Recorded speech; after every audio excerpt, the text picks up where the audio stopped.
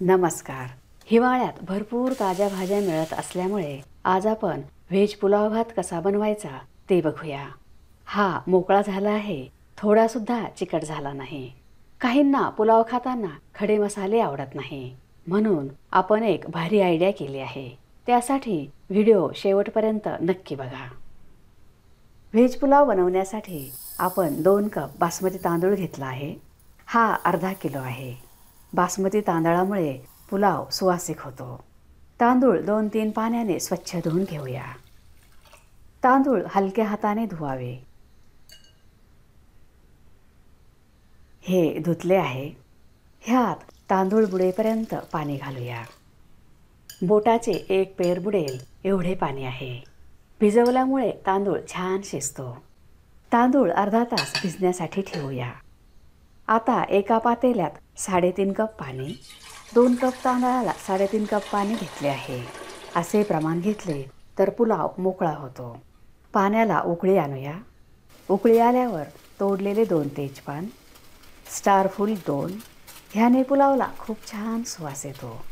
लवंग 5 ते 6, काळी मिरी 10 ते 12, धने 1 मोठा चमचा, बडीशेप 1 मोठा चमचा, दालचिनी 1 तुकडा, हिरवी वेलची 4, मसाला वेलची 1. ही स्टेप नक्की करा. हिरवी वेलची व मसाला वेलची थोडीशी ठेचून घातली आहे. झाकण ठेवूया. 5 मिनिटे उकळून घेऊया. 5 मिनिटानंतर मसाल्यांचा फ्लेवर पाण्यात पूर्णपणे उतरला आहे. सुवास छान येत आहे. फ्रेंड्स, चॅनलला सबस्क्राईब केले नसेल तर सबस्क्राईब करा. बेल आयकॉनवर क्लिक करा. त्यामुळे तुम्हाला नवीन रेसिपीचे नोटिफिकेशन्स मिळतील. व्हिडिओ आवडल्यास लाईक करायला विसरू नका. हे गाळून घेऊया. अशा पद्धतीने मसाल्यांचे पाणी तयार करून ठेवले आहे. ह्यावर झाकण ठेवूया. खलबत्त्यात 2 हिरव्या मिरच्यांचे तुकडे, लसूण 8 ते 10 पाकळ्या, 1 इंच आल्याचे तुकडे ठेचून घेऊया. हिरव्या मिरचीचे प्रमाण तुमच्या आवडीनुसार घ्या. अर्धा तास झाला आहे. आता तांदळातील पाणी काढून टाकूया. तांदूळ भिजवल्यामुळे शिजण्यासाठी पाणी कमी लागेल. कढईत 4 मोठे चमचे तेल गरम करूया. कढई जाड तळाची घ्यावी. त्यात 2 उभे व पातळ कापलेले कांदे तांबूस रंगावर तळून घेऊया. तुम्हाला तूप आवडत असेल तर तेलाऐवजी तूपही वापरू शकता. अशा तळलेल्या कांद्यामुळे पुलावची चव अजून एनहान्स होते. कांदा छान तळला आहे. काढून घेऊया. हा एका प्लेटमध्ये पसरून ठेवला आहे. आता 1 छोटा चमचा जिरे तडतडल्यावर ठेचलेले आले, लसूण व हिरवी मिरची परतून घेऊया. वाटणाचा खूप छान सुवास येत आहे. हे परतले आहे. आता भाज्या घालूया.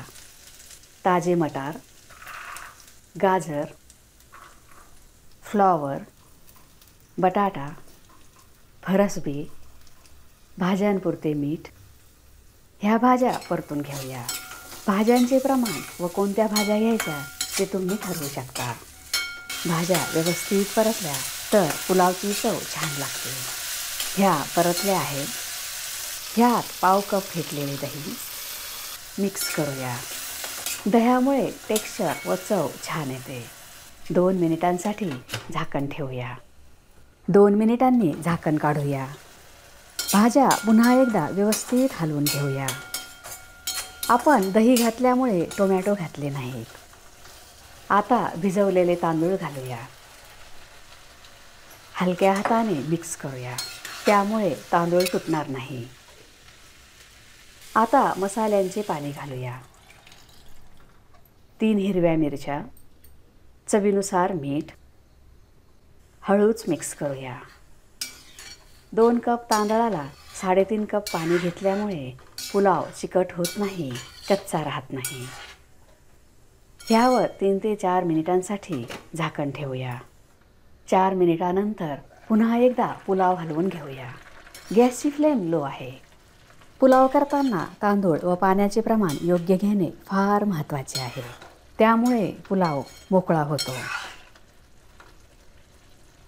आता 5 ते 6 मिनिटांसाठी झाकण ठेवूया. 6 मिनिटानंतर झाकण काढूया. हा पुलाव जो खाईल तो तुमचे कौतुक केल्याशिवाय राहणार नाही. आता कढईत 1 मोठा चमचा साजूक तूप, त्यात पनीरचे तुकडे, 4 ते 5 काजूचे तुकडे, 8 ते 10 मनुके परतून घेऊया. हे परतले आहे. तळलेले साहित्य पुलाववर घालूया. ह्यामुळे पनीर चिवट होत नाही व काजूही कुरकुरीत राहतात. आता अर्धा छोटा चमचा गरम मसाला स्प्रिंकल करूया.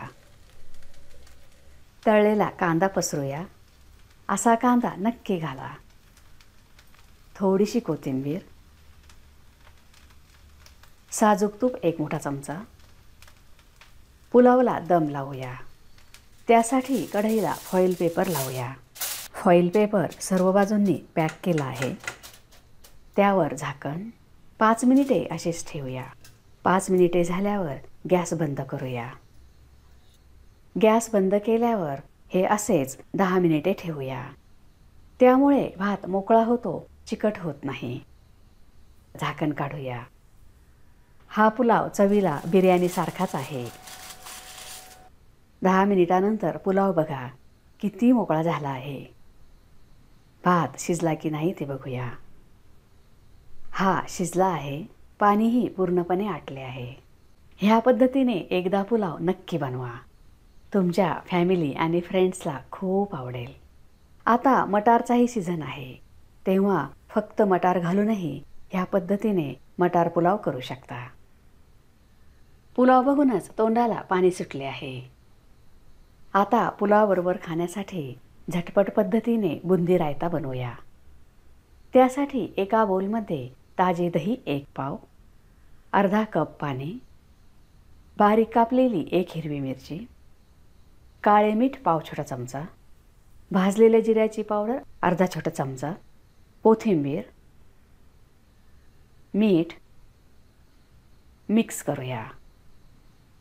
पुलावबरोबर असा बुंदी रायता खायला खूप छान लागतो. हे मिक्स झाले आहे. आता अर्धा कप बुंदी. बुंदी पाणी शोषून घेते, त्यामुळे रायतानंतर घट्ट होतो. बुंदी सॉफ्ट होते. रायता तयार आहे.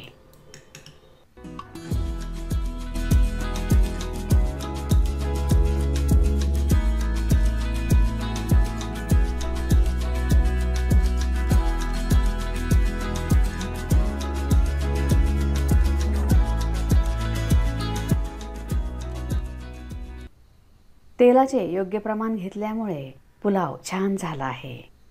पुलावचा खूप छान सुवास येत आहे.